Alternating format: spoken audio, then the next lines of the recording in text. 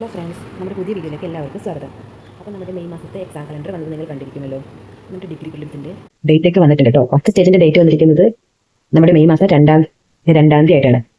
അപ്പോൾ എനിക്ക് തോന്നുന്നു ഇന്നാണ് മെയ് മാസത്തെ കലണ്ടർ വന്നിട്ടുള്ളത് കേട്ടോ, എക്സാം കലണ്ടർ പബ്ലിഷ് ആയിട്ടുള്ളത്. അപ്പോൾ അതിൽ തന്നെ നമ്മുടെ ഫസ്റ്റ് നമ്മുടെ ഡിഗ്രി പ്രിലിംസിൻ്റെ കാര്യം കൊടുത്തിരിക്കുന്നത്. ഡിഗ്രി പ്രിലിംസിലെ എക്സാമിലേക്ക് നിങ്ങൾ അപ്ലൈ ചെയ്തിട്ടുണ്ടായിരിക്കുമല്ലോ. അപ്പോൾ നമ്മൾ അപ്ലൈ ചെയ്ത എക്സാമിൻ്റെ ഒക്കെ കൺഫർമേഷൻ നമ്മുടെ പ്രൊഫൈലിൽ വന്നിട്ടുണ്ട്. അപ്പോൾ അതിൻ്റെ ലാസ്റ്റ് ഡേറ്റ് എന്ന് പറയുന്നത് മാർച്ച് 18 വരെയാണ് കേട്ടോ. 18/3/2026 വരെയാണ് കൺഫർമേഷൻ കൊടുക്കാനുള്ള ലാസ്റ്റ് ഡേറ്റ്. അപ്പോൾ ലാസ്റ്റ് ഡേറ്റിലേക്ക് വയ്ക്കുന്നതിന് മുമ്പായിട്ട് തന്നെ എല്ലാവർക്കും ഇപ്പോഴേ കൺഫർമേഷൻ കൊടുത്തു തുടങ്ങിയിട്ടുള്ളൂ. അപ്പോൾ നമുക്ക് ഏതൊക്കെ എക്സാമിന് വേണ്ടിയിട്ടാണ് വന്നിരിക്കുന്നത് നമുക്ക് നോക്കാം. അപ്പോൾ ഈ പറയുന്നത് എല്ലാ എക്സാമുകളും ഉണ്ട്, പക്ഷെ നമ്മൾ എല്ലാവരും ഈ പറയുന്ന എല്ലാ എക്സാമുകളും അപ്ലൈ ചെയ്തിട്ടുള്ളവരായിട്ടില്ല. എനിക്ക് തന്നെ ഇപ്പോൾ ഡിഗ്രി പ്രിലിംസിൻ്റെ 7 എക്സാമുകളാണ് ഉള്ളത്. എന്നാൽ പോലീസിൻ്റെ ഒക്കെ എക്സാമുകളൊന്നും ചിലതൊന്നും ഞാൻ അപ്ലൈ ചെയ്തിട്ടില്ല. അപ്പോൾ അതുകൊണ്ട് അതിൻ്റെ ഒന്നും നമുക്ക് ഉണ്ടാവില്ല കൺഫർമേഷൻ. നമ്മൾ അപ്ലൈ ചെയ്ത എക്സാമുകളുടെ കൺഫർമേഷനാണ് നമുക്കുള്ളത്. പക്ഷേ ഇതിനകത്ത് ഒരുപാട് എക്സാമുകളുണ്ട്. ഇപ്പോൾ ഫോഴ്സൊക്കെ താല്പര്യമുള്ളവർ അതൊക്കെ അപ്ലൈ ചെയ്തിട്ടുണ്ടാകും. ഞാനത് താല്പര്യമില്ലാത്തത് അപ്ലൈ ചെയ്തിട്ടില്ല. അപ്പോൾ എനിക്ക് ഇതിനകത്ത് അതേപോലെ BCID ഉണ്ടല്ലോ, അതും ഞാൻ അപ്ലൈ ചെയ്യാൻ വിട്ടുപോയ എക്സാമാണ്. കുറച്ച് മുന്നേ ആയിരുന്നു അതിൻ്റെ നോട്ടിഫിക്കേഷൻ വന്നിട്ടുണ്ടായിരുന്നത്. ഈ പറഞ്ഞ എക്സാമുകളുടെ ഒപ്പം ആയിരുന്നില്ല. അതുകൊണ്ട് തന്നെ അത് കുറച്ച് നേരത്തെ വന്നായിരുന്നു ഞാനത് അപ്ലൈ ചെയ്യാമെന്ന് വിചാരിച്ചിട്ട് വിട്ടുപോയൊരു സംഭവമായിരുന്നു. അപ്പോൾ അതിൻ്റെ എനിക്കില്ല കേട്ടോ. അപ്പോൾ ആദ്യത്തെ വരുന്നത് BCID പിന്നെ വരുന്നത് എക്സൈസ് ഇൻസ്പെക്ടറിൻ്റെ ആണ്. പിന്നെ വരുന്നത് എക്സൈസ് ഇൻസ്പെക്ടർ തന്നെയാണ് കേട്ടോ. അത് ട്രാൻസ്ഫർ റിക്രൂട്ട്മെൻ്റ് ആണ്. പിന്നെ സബ് ഇൻസ്പെക്ടർ ഓഫ് പോലീസ്, അത് ട്രെയിനി ആയിട്ടുള്ളതാണ്. പിന്നെ അസിസ്റ്റന്റ് ഡയറക്ടർ റിക്രൂട്ട്മെന്റ് ആണ് കേട്ടോ. പിന്നെ ജൂനിയർ അസിസ്റ്റന്റ്, അത് നമ്മളെല്ലാവരും കാത്തിരിക്കുന്ന ആ ഒരു സംഭവമാണ് കേട്ടോ. ജൂനിയർ അസിസ്റ്റന്റ് കാഷ്യർ, അത് ഡയറക്ടർ റിക്രൂട്ട്മെന്റിന്റെ ആണ്. അതേപോലെ തന്നെ junior assistant LD clerk cashier, ആ സംഭവത്തിന്റെ 383 കാറ്റഗറി നമ്പർ, അതിന്റെ പ്രിൻസ് ഉണ്ട്. പിന്നെ വന്നിട്ട് armed police sub inspector trainee, പിന്നെ armed police sub inspector trainee by transfer recruitment ആണ്.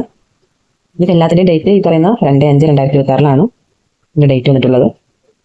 OMR എക്സാം 100 മാർക്കിൻ്റെ ആണ്. സിലബസ് നമുക്ക് വന്നിട്ടുണ്ട്. സിലബസൊക്കെ നമുക്ക് ഇന്നത്തെ പ്രീവിയസിൻ്റെ സിലബസ് അതിൻ്റെ സെയിം സിലബസ് തന്നെയാണ് കേട്ടോ ഇപ്പോൾ വന്നിരിക്കുന്നതിൻ്റെ സിലബസ്. അപ്പോൾ ഇതിൻ്റെ ഡേറ്റ് ഓഫ് കൺഫർമേഷൻ്റെ ഡേറ്റ് ഞാൻ വന്നിരിക്കുന്നത് 2/5/2026. അഡ്മിഷൻ ടിക്കറ്റ് നമുക്ക് അവൈലബിൾ ആയിട്ടുള്ളത് എന്തൊട്ടാണ്? ഏപ്രിൽ 18 തൊട്ടാണ് അവൈലബിൾ ആയിട്ടുള്ളത്.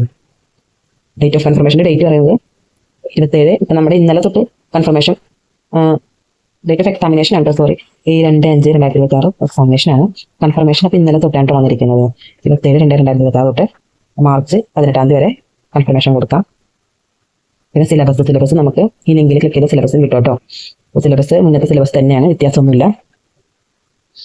പിന്നെ പറയുന്നത് sub inspector of police trainee, sub inspector of police by transfer, പിന്നെ sub inspector of police by transfer recruitment തന്നെ. കാറ്റഗറി ഓരോ വ്യത്യാസമൊക്കെ ഉണ്ട്. ഇത് അപ്ലൈ ചെയ്തിട്ടുള്ളവർക്ക് അറിയാൻ പറ്റും.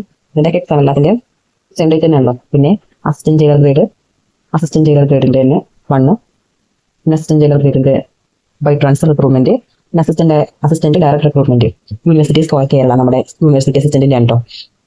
പിന്നെ സൂപ്പർവൈസർ, പിന്നെ ജൂനിയർ അസിസ്റ്റന്റ് കാഷ്യർ റിക്രൂട്ട്മെന്റ്, അത് തൃശ്ശൂർ ഡിസ്ട്രിക്റ്റിലേക്ക് വേണ്ടി മാത്രം നടക്കുന്നതാണ്. അതൊക്കെ സ്റ്റേറ്റ് വൈഡ് ആണ് കേട്ടോ. പിന്നെ assistant director of national savings statewide, പിന്നെ assistant director of national savings അത് ബൈ ട്രാൻസ്ഫർ ആണ്. പിന്നെ assistant director of national savings by transfer തന്നെയാണ്. അതൊക്കെ സ്റ്റേറ്റ് വൈഡ് ആണ്. അപ്പോൾ ഈ പറയുന്നതാണ് നമ്മുടെ പ്രിലിംസിന്റെ എക്സാമുകൾ. ഇത് 21 എക്സാമുകളോളം പ്രിലിംസിന്റെ ആണ് വന്നിട്ടുള്ളത്. 21 എക്സാമുകൾ.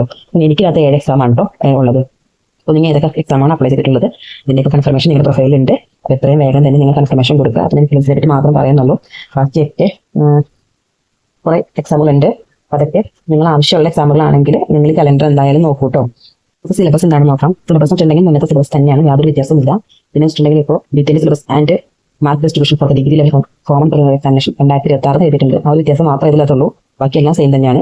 അപ്പോൾ വരുന്നത് ഹിസ്റ്ററി 10 മാർക്കിന്, geography 5 mark, economics 5 mark, civics 5 mark, Indian constitution 5 mark, arts and literature cultural sports 10 mark, basic computer 5 mark, and science and technology 5 mark, പിന്നെ മാത്സ്, ഇംഗ്ലീഷ്, മലയാളം. ഇതാണ് 20 10 മാർക്ക് വെച്ചിട്ട് പറയാം.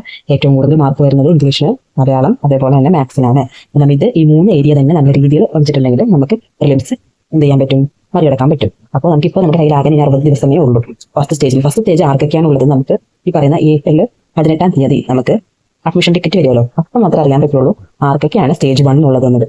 അപ്പോൾ സ്റ്റേജ് 1 ഉള്ളവർക്ക് എന്തായാലും ആ 18 ഏപ്രിൽ 18 എന്ത് വരും, അഡ്മിഷൻ ടിക്കറ്റ് പ്രൊഫൈലിൽ വരും. അപ്പോൾ നമുക്ക് ആർക്ക് വരും നമുക്കറിയില്ല. അപ്പോൾ അതുകൊണ്ട് തന്നെ നമ്മളിപ്പോൾ 60 ദിവസം തന്നെ നമുക്ക് മുന്നിലുള്ള രീതിയിൽ തന്നെ പ്രിപ്പറേഷൻ തുടങ്ങാം. ഇതുവരെ പഠിച്ചു തുടങ്ങാത്തവരാണെങ്കിൽ ഇപ്പോൾ നമ്മൾ തീവ്രമായി തന്നെ പരിശ്രമിച്ച് തുടങ്ങാം. 60 ദിവസമേ ഉള്ളൂ എന്ന് നമുക്കാക്കി തന്നെ തുടങ്ങാം. അപ്പോൾ ഈ പറയുന്നതാണ് നമ്മുടെ സിലബസ്. ബാക്കി ഡീറ്റെയിൽഡ് സിലബസ് നിങ്ങൾക്ക് പറയുന്ന ലിങ്കിൽ കയറിയിട്ട് സിലബസ് ഡൗൺലോഡ് ചെയ്തിട്ടുണ്ടെങ്കിൽ കിട്ടുന്നതാണ് കേട്ടോ. അത് നമ്മുടെ നേരത്തെ സിലബസ് തന്നെയാണ്, അതുകൊണ്ടാണ് ഞാൻ പിന്നെ പറയാത്തത്. ഇപ്പോൾ പഠിച്ചു തുടങ്ങിയാലും നമുക്ക് പ്രിലിംസ് ക്രാക്ക് ചെയ്യാൻ കഴിയുമോ എന്നുള്ള സംശയം എല്ലാവർക്കും ഉണ്ടാകും. അപ്പോൾ ഞാൻ പറയാം, ഇതിന് മുമ്പ് നമ്മൾ പ്രിലിംസ് പഠിച്ചു തുടങ്ങിയിട്ടില്ലാത്തവരാണെങ്കിലും ശരി, ഇപ്പോൾ പഠിച്ചു തുടങ്ങിയാലും നമുക്ക് 60 ദിവസം ഉണ്ട്.